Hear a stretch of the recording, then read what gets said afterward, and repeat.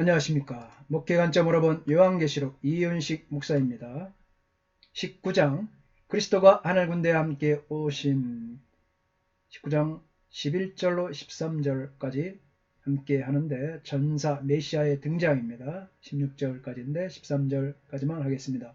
그리스도는 자기 백성의 정당성을 입증하기 위해 바벨론의 예전 동지들을 심판하심으로써 자신의 주권과 약속에 대한 진실함을 계시하실 것입니다. 요한계시록에서 그리스도를 정복하는 순양과 또 신적 전사로 언급하는 모든 강조점 1장에서 또 5장에서 또 6장, 11장, 12장, 14장, 17장 여러가지 본문이 있습니다. 이 본문에서 절정에 달하고 있습니다. 그리스도의 재림은 원수들을 파멸시키고 자신의 통치를 확립하기 위해서 오신 왕의 관점에서 그렇습니다. 11절입니다. 또 내가 보니 하늘이 열린 것을 보니 보라 백마와 그것을 탄 자가 있으니 그 이름은 충신과 진실이라.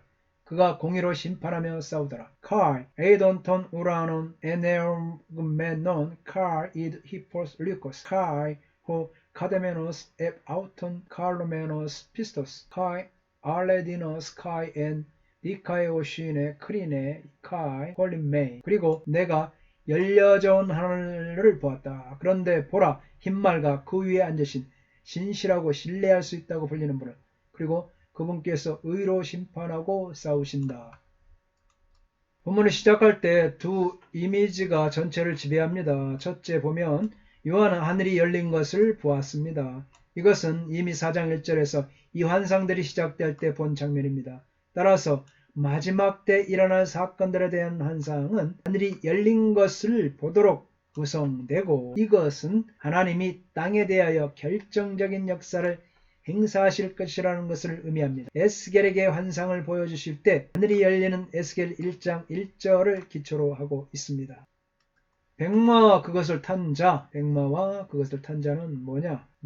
나와있죠? 답이 나와있죠? 예수 그리스도 아니겠습니까? 할렐루야. 그리스도, 예수 그리스도. 이처럼 이거는 볼 것도 없이 백마, 여기에서의 백마는 바로 예수 그리스도를 가리키고 있습니다. 요한의 시야에 백마와 그 말을 탄 자가 들어왔습니다. 그분은 전쟁의 용사시죠. 본문에서 이미지가 갑자기 바뀌어 신랑이 군인이 되었습니다. 본문의 백마와 그 말 탄 자를 6장 2절에 언급된 땅을 정복하려는 원수와 다른 분이심이죠. 분명히 다른 분입니다. 그분은 하늘 군대를 거느린 용사와 메시아이시면서 왕이죠. 또 재림하시는 그리스도이시죠. 이제는 종말입니다. 11절부터 13절까지 그리스도는 백마를 타고 정복하는 왕으로 재림할 때 전사로서의 메시아로 오시는데, 메시아에 대한 7가지 묘사가 이어지고 있습니다. 전사로서의 메시아로 오시는데 메시아에 대한 7가지 묘사입니다.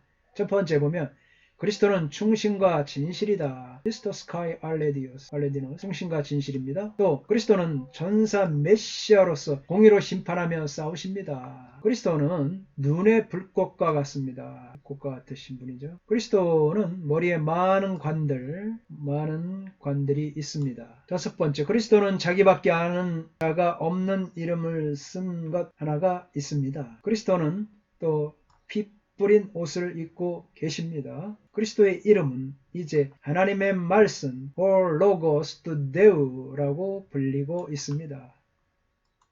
첫 번째 거, 그리스도는 충신과 진실이다. 이것은 신실하고 진실하다.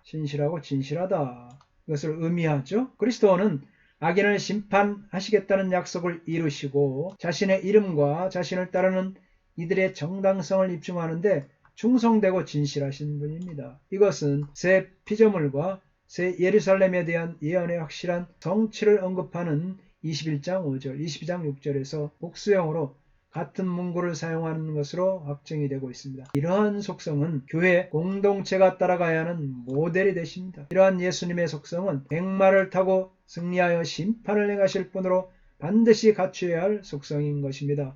아멘. 예레미야 10장 10절을 보면 오직 여호와는 참 하나님이시요 살아계신 하나님이시요 영원한 왕이시라. 그 진노하심이 땅에 진동하며 그 분노하심을 이방이 능히 당하지 못하느니라. 이러한 언약은 그리스도에게서 성취되었습니다. 요한복음 1장 17절. 또 언약의 그리스도께서 역사의 마지막에 다시 등장하실 것입니다. 예수는 충성되고 참되시기 때문에, 그리고 그분이 하나님의 말씀이므로 그분이 요한에게 주신 계시 역시 신실하고 참된 것입니다. 두 번째, 그리스도는 전사 메시아로서 공의로 심판하며 싸우십니다. 예수님은 신실하고 진실하신 분이기에 공의를 행사하실 수밖에 없습니다. 그러므로 예수님에 대한 심판의 시행은 합법적이고 합리적이십니다. 백마를 타고 공의로 심판하며 싸우시는 예수님의 모습은 16장 15절에서 아마겟돈으로 용과 두 짐승을 멸하기 위해 도적같이 오시는 예수님의 모습을 연상시킵니다. 용 12장 1절, 17절, 16장 13절에 나오죠. 또 짐승 11장, 또 16장, 17장, 19장. 짐승은 하나님과 및 성도들과 더불어 싸우기 때문에 하나님과 그리스도는 그들의 원수들과 싸우셨습니다. 아멘.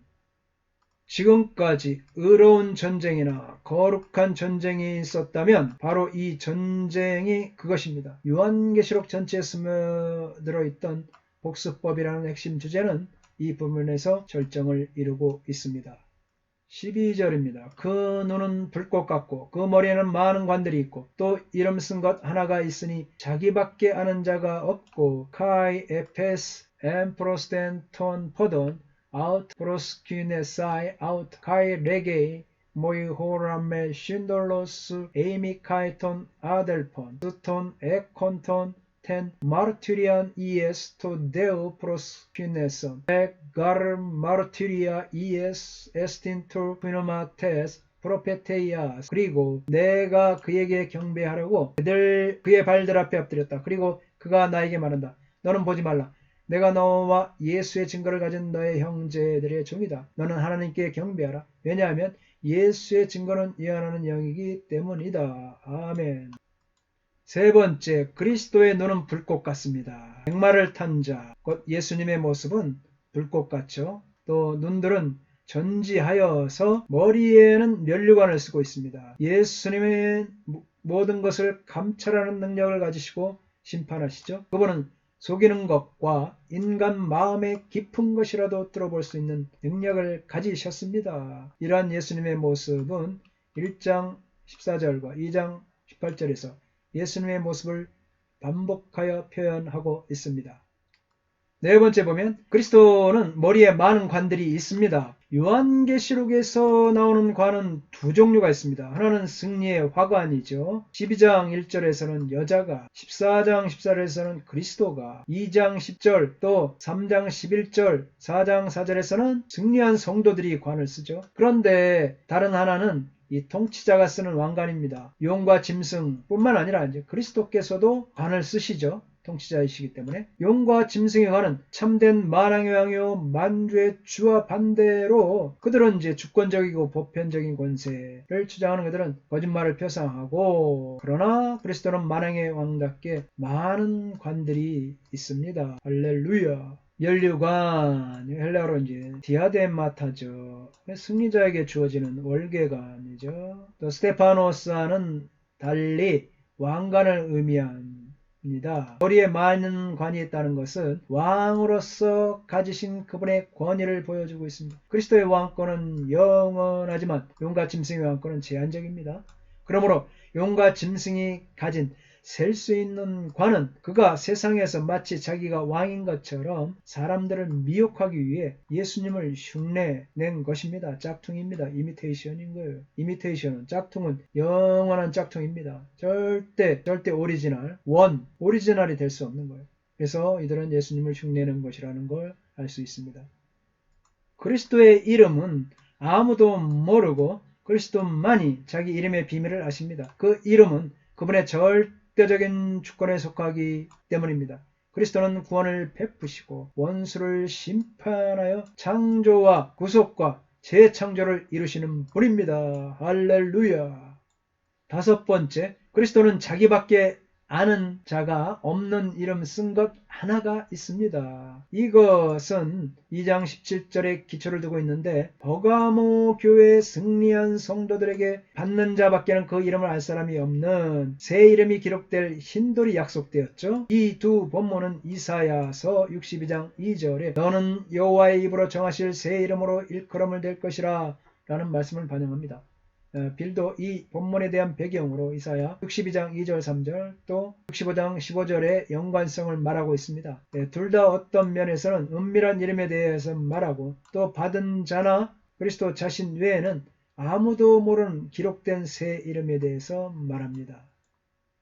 그렇다면 결국에는 이사야 62장 또 65장이 아직 완성된 상태로 성취되지 않았음을 말하고 있습니다. 자기밖에 아는 자가 없는 새 이름은 영혼을 위하여 준비된 호칭으로 유능한 능력으로 파악이 불가능한 신성의 참된 본질을 계시할 이름입니다. 파루시아 재림 때 우리는 먼저 그리스도의 새 이름을 깨닫게 되고 이어서 우리 자신에게 그 새 이름이 주어질 것입니다. 그 새 이름은 그리스도에게서 기록되어 있고 이어서 우리에게 기록될 것입니다.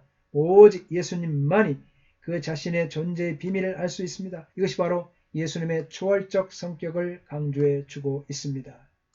13절입니다. 또 그가 피 뿌린 옷을 입었는데 그 이름은 하나님의 말씀이라 칭하더라. 카이 페리베블 레메노스 히마티온 베발메논 하이마 카이 케클레타이트 오노마 아우트 홀로고스트 데우 그리고 피에 물들여 온 옷을 입으시고 그리고 그분의 이름은 하나님의 말씀이라 불려왔다.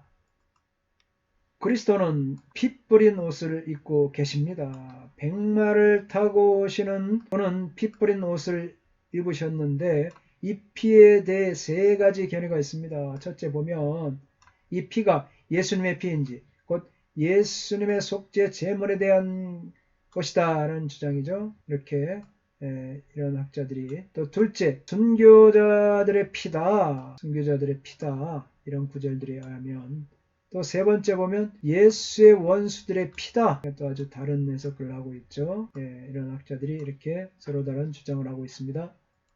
피 뿌린 옷. 이것은 피로 물들여지다 혹은 피에 흠뻑 담그다라는 의미죠. 어느 한 부분만이 피를 흐르는 것이 아니라 옷 전체가 피에 적셔져 있는 그림을 그릴 수 있습니다.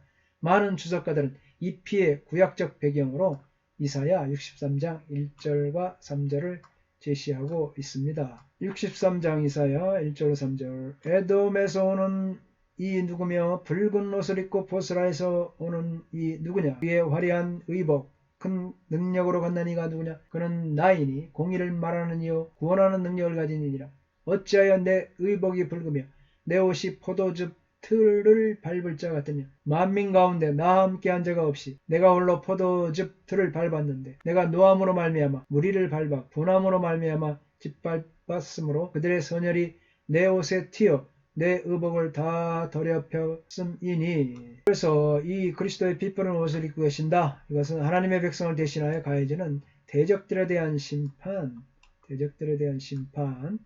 이러한 심판의 이미지는 포도즙 틀을 밟는 하나님의 모습에서 두드러지게 나타납니다. 포도주 그 많은 수확한 포도를 갖다 발로 막 이깔죠. 그러면서 수확 포도즙으로 내지 않습니까? 막 밟아 터지는 거죠. 하나님의 심판 이미지. 그래서 터지니까 어떻게 됩니까? 그들의 선혈이 내 옷에 튀어 내 의복을 다 더럽혔음이니 이것은 이제 피에 적셔진 옷이라는 문구와 병행됩니다. 이러한 관계에 의해 옷을 흠뻑 적신 피는 백마 타고 오시는 예수님에 의해 시행되는 심판으로 대적들이 흘릴 피를 가리키고 있습니다. 공의의 하나님은 굴레까지 닿게 할 정도로 그의 원수들의 피를 흘리게 하심으로써 자신의 공의를 보여주실 것입니다. 또 이 이미지의 무시무시한 성격은 복수법의 원리에 따라 이해되어야 할 것입니다. 땅에 거하는 자들의 두려운 죄악은 신적 보복으로 보응을 받게 될 것입니다. 아멘.